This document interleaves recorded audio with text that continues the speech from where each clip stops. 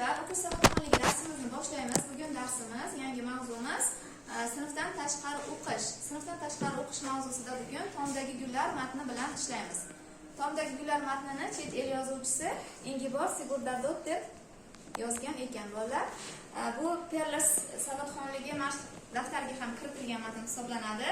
Bu matn orqali sizning matnni o'qib tushunish ko'nikmangizni shakllantiramiz, mantiqiy fikrlash qobiliyatlaringizni shakllantiramiz. Qani hamma kompyuterni Tomdagi gullar matniga sozladimi?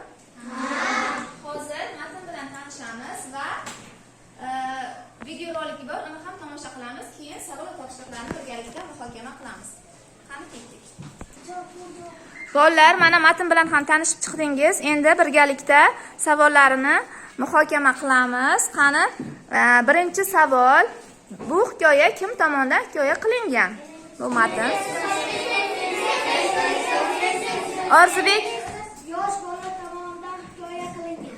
Barakalla, yosh bola tomonidan hikoya qilingan. Keyingi topshiriq. Ushbu uylarning qaysi biri boshqalarga nisbatan Gun buvining qishloqdagi uyiga ko'proq o'xshaydi? Demak, mana uylarning rasmi chiqdi. Chiqdimi hammada? Qani go'zal qizim?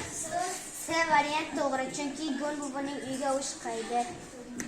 Aha. Tomda gullari va kichik derazalari bor, shuning uchun C variant to'g'ri. Aha. Demak, shuning uchun shu qarorga keldingiz, ha? Hamma topdimi? Ha. Demak, tomida gullar borligi uchun va kichik derazalari borligi uchun bu matnda keltirilganda? Ha. Yaxshi. Keyingi savol. Nima uchun shifokor Gun buvining shaharga ko'chib kelishi kerakligi haqidagi qarorga keldi? Ruslanjon?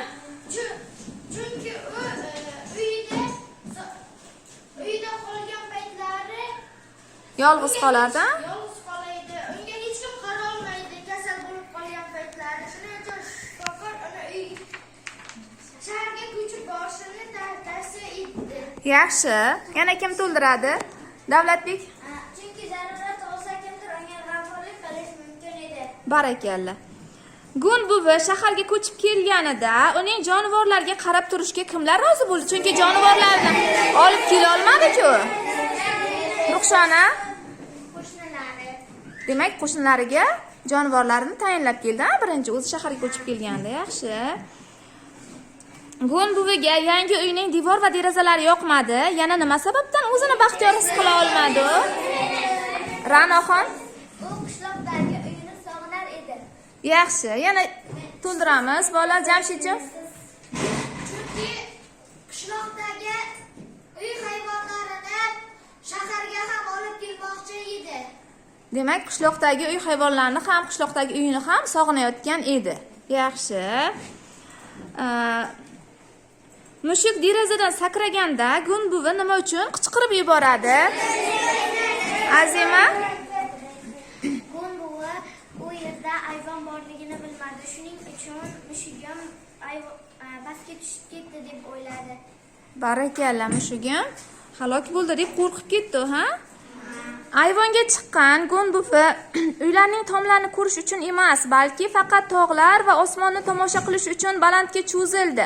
Nima uchun u bunday qildi? Azamjon? U uyini va hayvonlarini sog'ingan edi. Uyini oldidagi tog'lar uni eslatdi uyini. Yaxshi. Demak, tabiat manzarasiga qarab u qishloqdagi uyini eslayotgan edi.